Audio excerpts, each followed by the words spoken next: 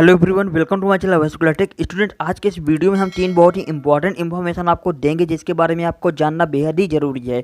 तो सबसे पहले हम 3 इन्फॉर्मेशन की बात करते हैं, कौन सी इन्फॉर्मेशन है, फिर इसके बाद डिटेल में आपको जानकारी देंगे।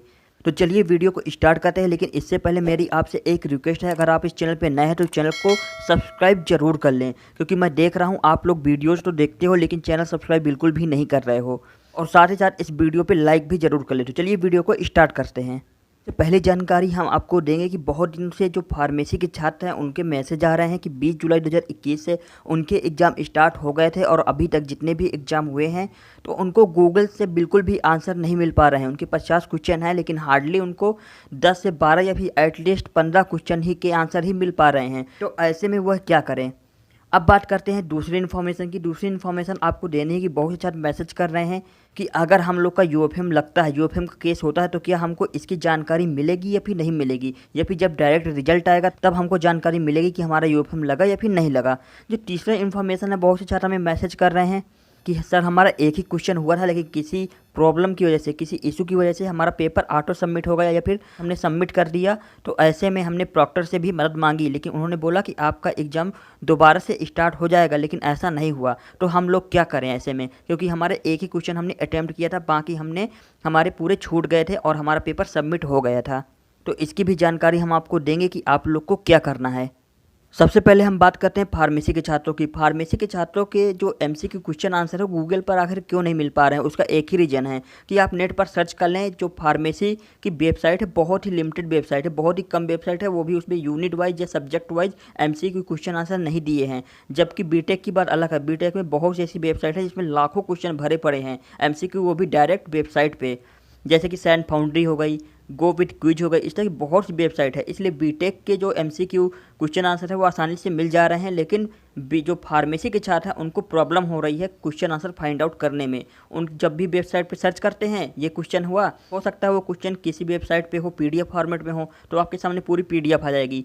तो ये एक प्रॉब्लम हो रही है। बस एक ही प्रॉब्लम है कि फार्मेसी की बहुत ज़्यादा वेबसाइट नहीं है जिसमें यूनिट वाइज, कोर्स वाइज या subject wise MCQ question answer दिए हों। अब एक प्रश्न छात्रों का आ रहा है कि एक दिन अभी एग्जाम था जिसमें machine learning, BTech CSA final year के मशीन लर्निंग का भी एग्जाम था और कुछ छात्रों के डिजिटल मार्केटिंग का भी एग्जाम था। उसमें डिजिटल मार्केटिंग के छात्रों से, जितने भी छात्रों से मेरी बात हुई, तो उनको बहुत ही आसानी से क्वेश्चन आंसर मिल जा रहे थे। लेकिन मशीन लर्निंग के साथ ऐसा नहीं था, उनका बोला था पेपर काफ़ी टफ था, क्वेश्चन गूगल पर नहीं मिल पा रहे थे। तो मैं आपसे एक ही जवाब देना चाहूँगा कि इसमें आप लोग कुछ कर भी नहीं सकते हैं। आप लोग एक काम करें, जितने भी क्वेश्चन आपको मिल रहे हैं उतने कर लें, क्योंकि इम्पॉर्टेंट आपके लिए क्या है कि पासिंग मार्क आपको सिक्योर करना है। आपको देखना है 50 में कितने क्वेश्चन करने हैं कि हमारे पासिंग मार्क सिक्योर हो जाएंगे, आपको उतने करना है। आपको ये फोकस नहीं करना कि हमें 50 में 50, 50 में 40, 50 में 30 क्वेश्चन गूगल से चाहिए ही चाहिए।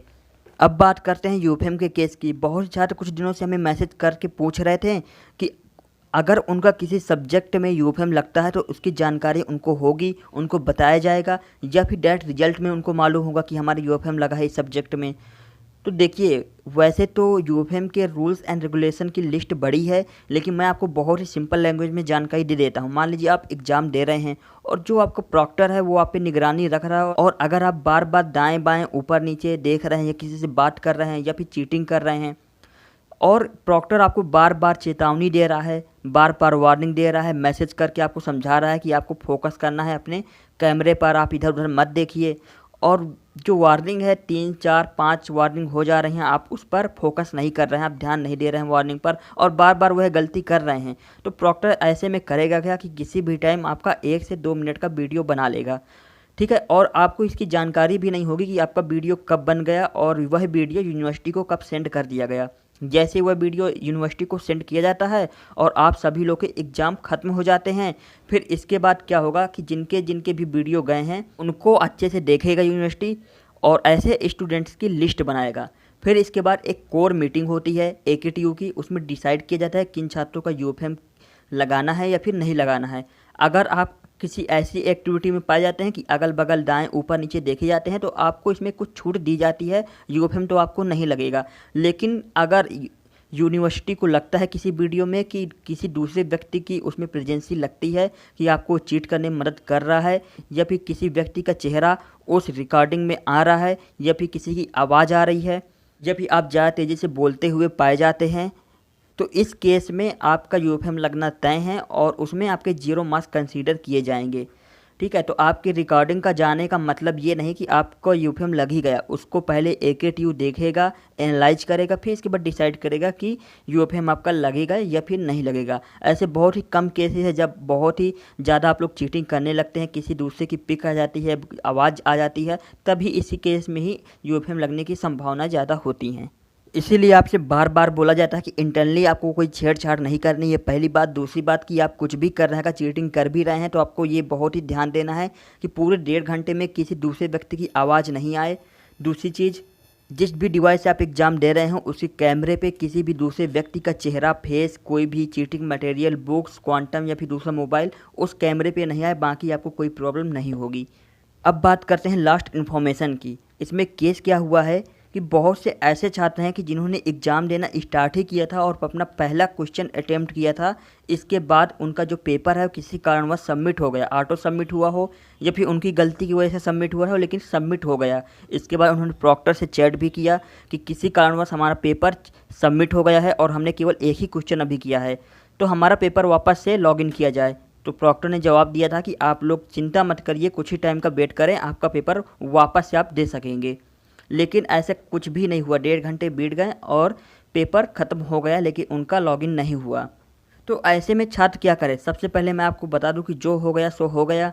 आपको सबसे पहले अपने कॉलेज में तुरंत कांटेक्ट करना चाहिए था, या फिर प्रॉक्टर से दोबारा मैसेज करना चाहिए था। लेकिन अब अगर आप केवल एक ही क्वेश्चन कर पाए हैं तो ऐसे में आपको क्या करना होगा? देखिए, इसमें तो कोई चांस नहीं है, इसमें तो आपके जितने एक क्वेश्चन सही है गलत है उसी के मार्क्स कंसीडर होंगे, बाकी आपका बैक लग जाएगा। आपके पास एक चांस है, आपको उसकी कोशिश करनी होगी। आप अपने कॉलेज पे बात करिए और जब भी आपके कॉलेज रीओपन होंगे तो आपका रिटन टेस्ट में मौका मिल सकता है आपको। इसके अकॉर्डिंग आपको कॉलेज में बात करना होगा, जितने भी स्टूडेंट्स हैं एक ही कॉलेज से, तो उनको एक एप्लीकेशन लिख कर अपने एचओडी या फिर डायरेक्टर के पास जाना होगा और उनको बोलना होगा कि हमारा ऐसी ऐसी चीज़ें हुई थी और हमको रिटन में एक चांस दिया जाए। तो हो सकता है आपको एक रिटन में चांस मिल जाए, आपके उस सब्जेक्ट की बैक बच सकती है। तो ये तीनों इन्फॉर्मेशन थे जो आपके लिए जानना बेहद ही ज़रूरी था। आई होप कि आपको ये तीनों इन्फॉर्मेशन पसंद आई होंगी और आपके जो क्वेश्चंस थे तो उनका जवाब मिल गया होगा इस वीडियो में। तो मेरी आपसे एक बार फिर रिक्वेस्ट है इस वीडियो को एंड करने से पहले कि आप लोग सब्सक्राइब बिल्कुल भी नहीं करते हैं और साथ ही वीडियो को लाइक भी नहीं करते हैं, तो ये दोनों काम आप लोग कर लें। ऐसी महत्वपूर्ण इन्फॉर्मेशन आपको हम देते रहेंगे, हमेशा देते रहेंगे। तो आज की वीडियो बस इतना ही। Wish you all the best, keep watching and subscribe the channel for more videos. Thank you.